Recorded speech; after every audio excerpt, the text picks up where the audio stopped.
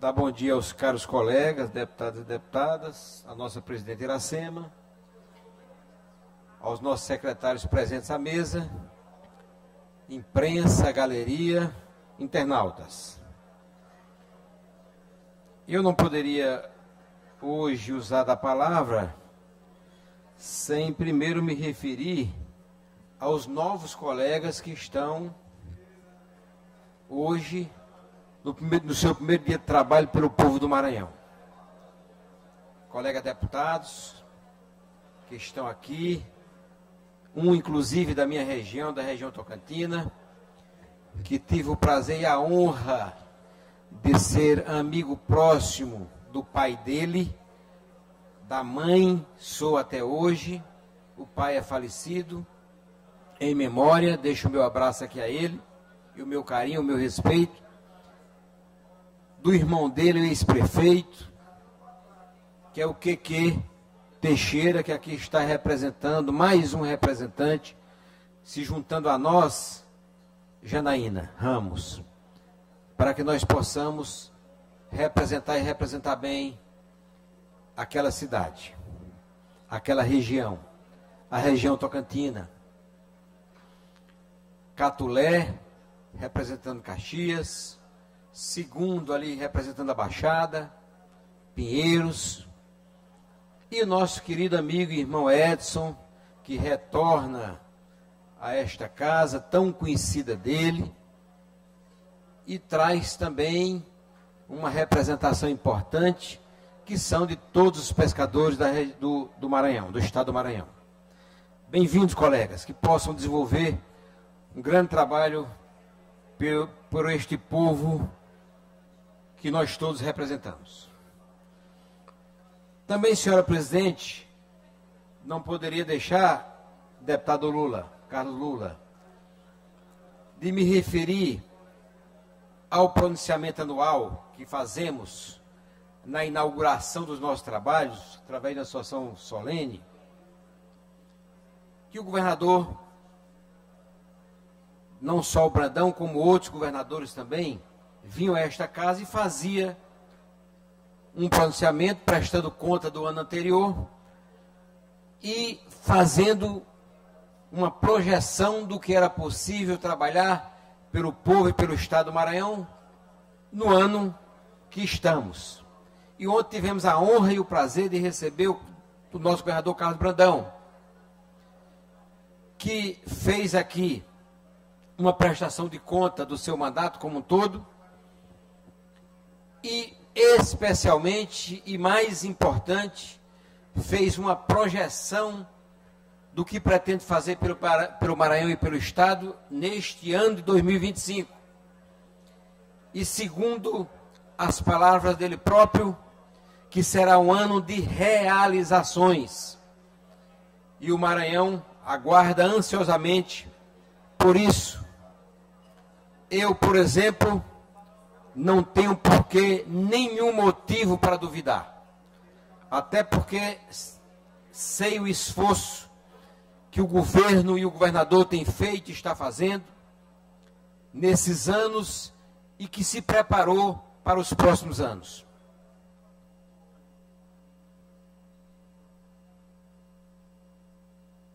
Tem um negócio instalando aqui no som, acho que é no som.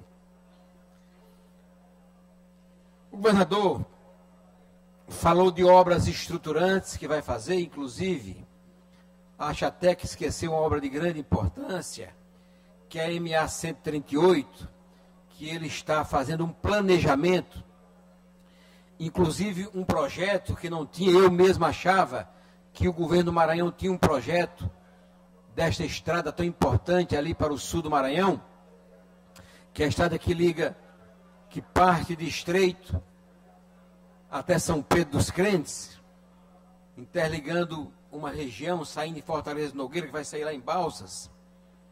Ele esqueceu de falar nela ontem, mas que também está no planejamento para este ano, para ser iniciado este ano.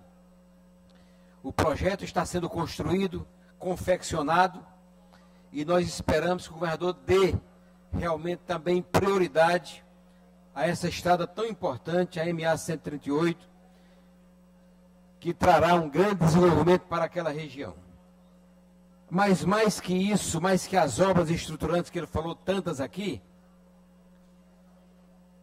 duas coisas me chamou a atenção.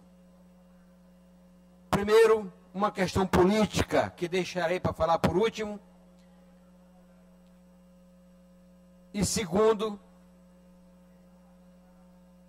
a questão de um programa de grande importância, que é o programa Maranhão Sem Fome, que tivemos aqui a glória de, no ano passado, termos a oportunidade de aprovar algumas alterações tributárias que nos dá a certeza do financiamento desse grande programa, que para mim, pelo que tenho estudado o programa, será o maior programa social que já foi feito, já foi realizado no estado do Maranhão, o programa Maranhão Sem Fome. Que nos próximos dias chegará a esta casa, todo normatizado, especificado, para que nós possamos discutir e talvez até melhorá-lo, se for possível.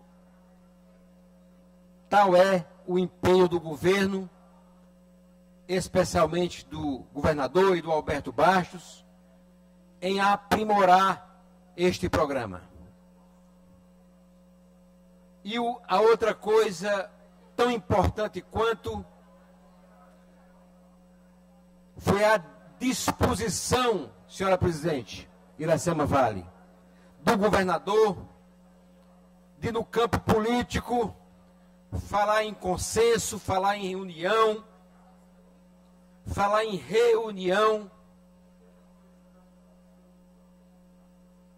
Isso nos traz uma tranquilidade para a classe política, respeitando todos os partidos, inclusive aqueles de oposição, respeitando as posições também dos colegas deputados e deputadas.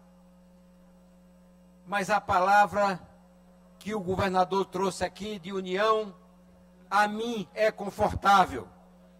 E tenho certeza também ser confortável ao povo do Maranhão. E por isso eu quero agradecer ao governador do estado por essa mensagem tão clara que trouxe ontem na manhã. Primeiro, de desenvolvimento econômico, desenvolvimento social, de compromisso e responsabilidade social com o estado do Maranhão, mas também com o equilíbrio político do Maranhão. Porque nós sabemos que sem o equilíbrio político as coisas não andam. Não há o encaminhamento e o desenvolvimento necessário quando se trata da questão social, da questão econômica, da questão de saúde, da questão de educação. Obrigado, governador, pelo aceno à classe política. Obrigado, governador Carlos Brandão, pelo aceno à sociedade maranhense. Mas outro assunto que me chama a atenção e me traz a este grande expediente, senhora presidente, é a questão da queda da ponte do Estreito que ligava o Maranhão ao Tocantins, Estreito a Aguianópolis, uma tragédia que perdura até hoje, até este momento, e acredito eu que por muito mais tempo ainda continuará sendo uma tragédia. E o pior, que foi uma tragédia anunciada. A ponte rangeu de dor por longos anos pedindo socorro. E era uma estrutura bem feita.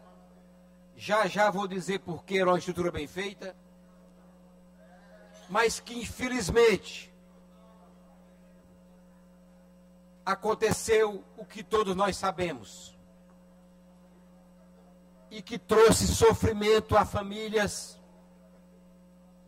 foram 14 mortos já contabilizados, estão 3 desaparecidos, com certeza, provavelmente mortos, e apenas um salvo pela mão de Deus,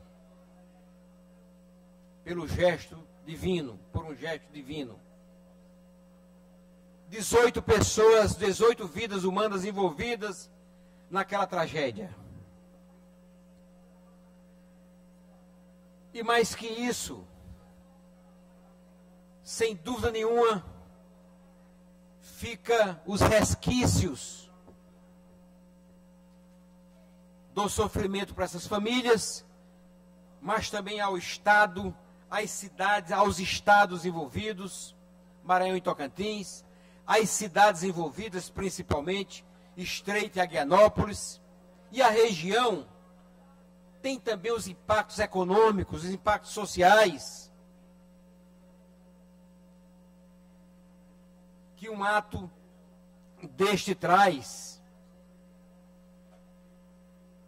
Exatamente, por exemplo, a perda de numerosos empregos, tanto em Aguianópolis, mas principalmente no Estreito. Nós temos postos de gasolinas, especialmente de um amigo,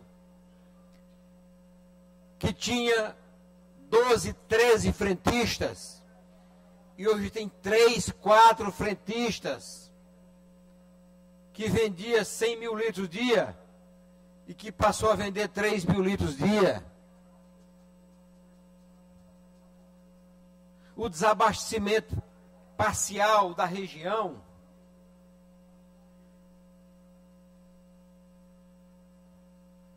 as prefeituras, tanto uma quanto outra, sofrendo as questões sociais e tendo dentro dos seus limites que resolver os problemas que lhe foram impostos por a queda desta ponte.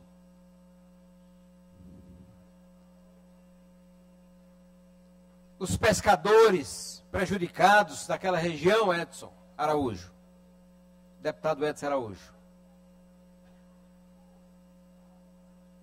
A arrecadação de ICMS daqueles municípios caíram. Acredito também que do Estado, num percentual menor, claro, mas também caiu, ou vai cair. Uma rodovia federal, que é de responsabilidade do governo federal, mas que traz impactos importantes, ou importante, ao Estado do Maranhão e ao Estado do Tocantins.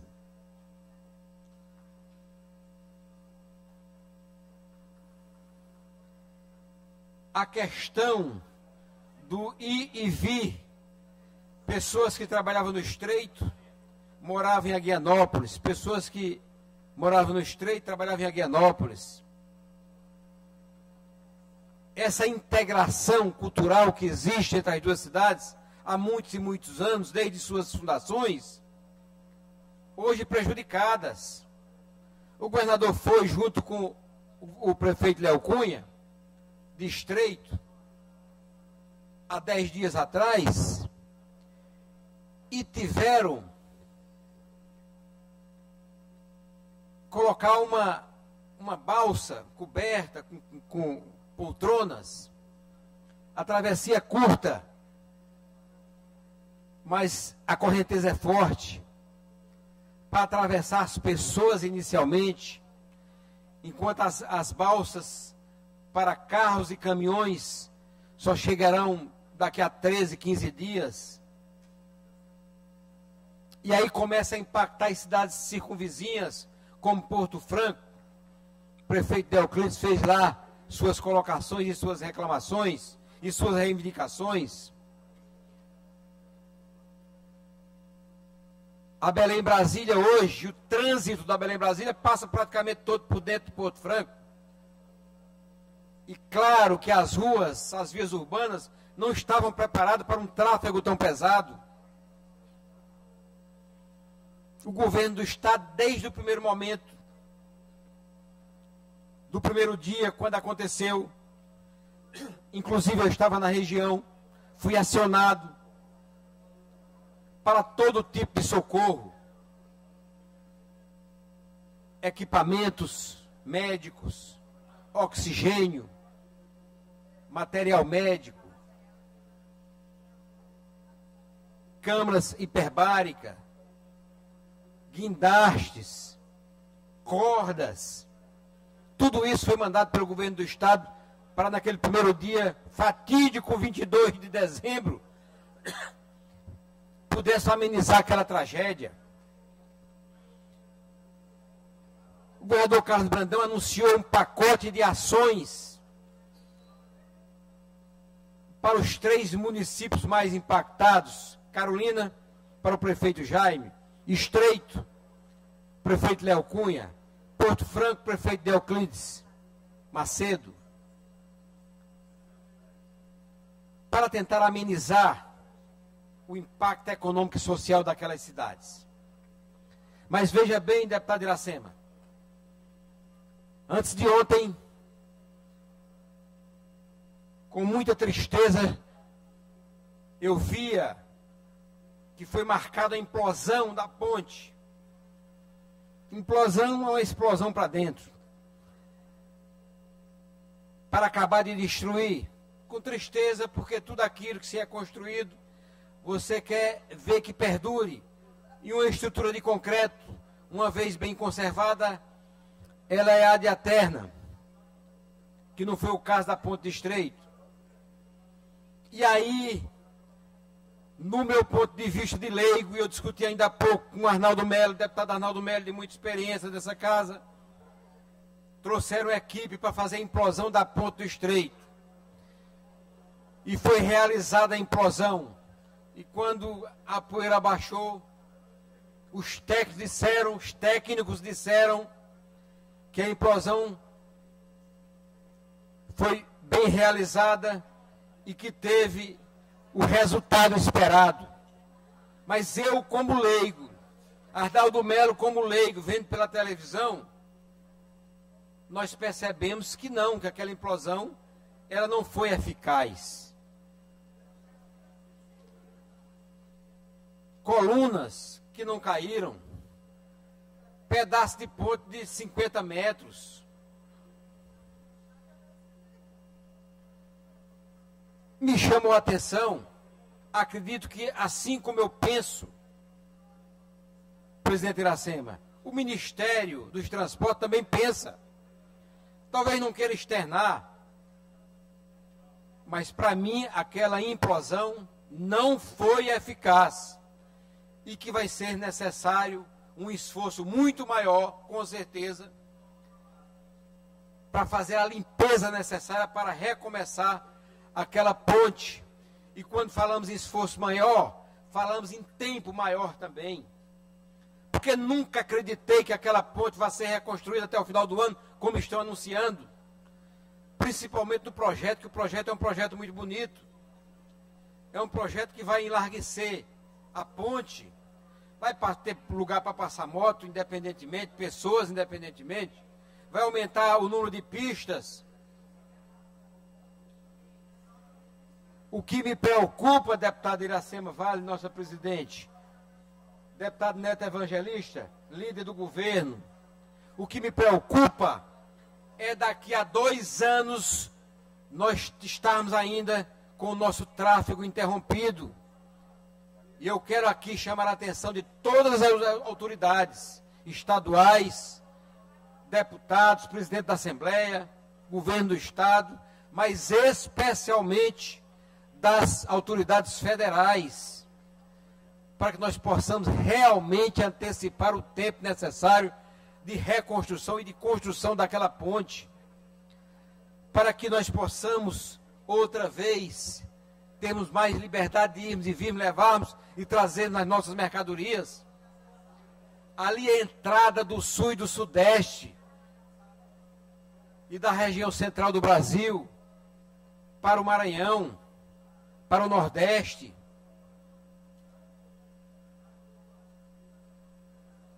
Nós temos a obrigação de fazer aquela obra acontecer rapidamente. E eu quero aqui, para terminar minhas palavras, senhora presidente, vou fazer por escrito formalmente, mas antecipo verbalmente. Quero que a senhora libere a comissão, uma vez formada, uma vez publicada, de obras, os deputados da comissão de obras e os deputados que quiserem acompanhar a comissão de obras, para que em loco nós possamos fazer uma visita, exatamente depois da implosão, para que nós possamos fazer um relatório e distribuirmos para as autoridades competentes que tratam do tema, que estão tratando do tema. Eu, como deputado daquela região, Quequê também Teixeira, com certeza Janaína, nós temos a obrigação de estarmos ali cobrando e relembrando as autoridades federais. Vamos mandar esse documento para a nossa bancada federal. Vamos mandar para o Ministério dos Transportes, para o presidente Lula, para o Congresso Nacional, porque nós não podemos ficar, mas o Maranhão não está ilhado. Não, não está ilhado. Estamos usando realmente a Transamazônica, fazendo uma curva, uma volta, andando 200 e tantos quilômetros para resolver um problema que resolveria com 0 quilômetro. E isso acaba atrapalhando a integração do Maranhão com o resto do Brasil. Então, senhora presidente, termino fazendo esse requerimento verbal, mas vou fazê-lo informal, para que, uma vez formada a comissão de obras, que ela possa fazer uma visita externa à cidade do Estreito e que formule, construa um relatório para que nós possamos informar as autoridades competentes ao tema. Deputado Antônio, quando o senhor puder conceder uma parte, por gentileza. Deputado Iglesio? Sim, senhor. Eu já ia finalizar, mas tinha a maior honra de conceder uma parte a Vossa Excelência. Eu fico feliz. Essa questão da ponte de Estreito, eu fico muito feliz pelo seu pronunciamento.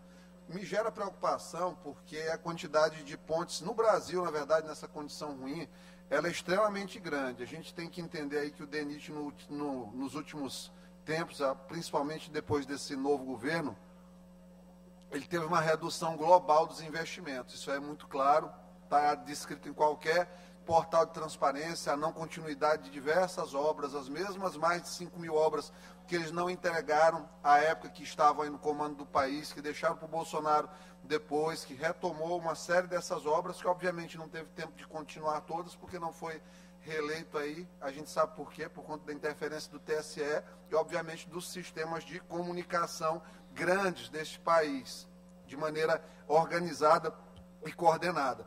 O senhor falou a coisa mais verdadeira que poderia alguém ter falado. É impossível essa ponte, do jeito que estão as coisas, ela ficar dentro de um ano pronta. Essa ponte aí vai ser por mais de ano, eu acredito aí que coisa de 2 a 3 anos para ser finalizada. Até porque a velocidade de liberação de recursos do governo federal, ela é cada vez mais reduzida. Isso aí pode ser observado na queda da quantidade de financiamentos que tivemos aí nos programas de habitação no país, no desembolso também da questão da saúde, da redução da compra de vacinas. Estamos falando de um governo federal que que entregou, um governo federal que entregou agora vacinas desatualizadas para a população. Vacina de Covid que não está mais, não é que não esteja na validade, ela só não é capaz de ter o subtipo viral necessário para reduzir atualmente a questão do combate à doença, por exemplo. Isso acontece também com outros tipos de vacina. Então, assim, é uma grande lorota que esse governo Lula tenta, nesse momento, trazer, e é muito importante que Vossa Excelência, que é um membro do PSB, que é um partido da base do presidente Lula, do qual todo mundo sabe que eu fui obrigado a sair pelo PSB candidato em 2000 2022, mas graças a Deus consegui sair na justiça. Eu fico feliz pelo esse reconhecimento de Vossa Excelência e o parabenizo. Deputado Iglesias, eu concordo com parte do vosso pronunciamento e discordo de outra parte. Primeiro, o grande relatório que foi feito em 2020, em junho, julho de 2020, dessa ponte, e era sobre outro governo, não era sobre o governo Lula. Não era sobre o governo Lula. Então aqui é uma responsabilidade federal, mas eu não posso imputar apenas ao Lula, ao governo Lula, essa responsabilidade, já que esse relatório, onde tinha que naquele momento interditar a ponte, é de julho de 2020, onde o Lula assumiu em 2023, se não me falha a memória. Por outro lado, os investimentos nas estradas federais no Maranhão, por exemplo, foram grandes investimentos no governo Lula. Nós praticamente triplicamos os investimentos, o governo Lula triplicou, nas estradas federais no estado do Maranhão. Essa questão dessa ponte, ela não era subordinada ao nosso DENIT. Ela era subordinada, não era o DENIT do Maranhão. O DENIT não é do Maranhão, claro, mas é ao DENIT do Tocantins, graças a Deus, né, por essa questão, porque senão teríamos assim, inclusive o superintendente do DENIT lá foi exonerado por essa questão dessa ponte. Então, eu não quero aqui colocar em questões, nas cores partidárias, não, em absoluto, né? Eu quero colocar como um problema que aconteceu, acho que Vossa Excelência tem razão, é preciso verificar as outras pontes que foram feitas nessa época, ou até um pouco mais jovens, mas que precisam realmente de uma recuperação, algumas de recuperação, mas outras de uma manutenção mais leve, mas todas precisam ser realmente revistas. Mas incorporo vossa parte ao meu pronunciamento com muito prazer. E agradeço, senhora presidente, pelo tempo aí que nos foi concedido. Muito obrigado.